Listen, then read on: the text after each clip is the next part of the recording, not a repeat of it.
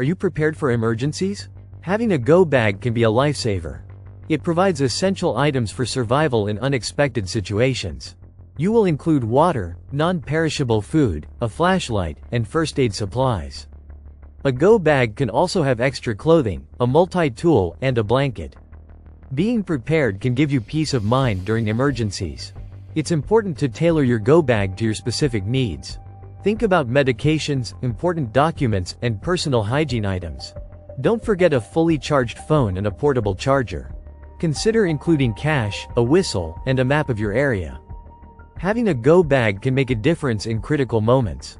Remember to regularly check and update the contents. You never know when you might need it.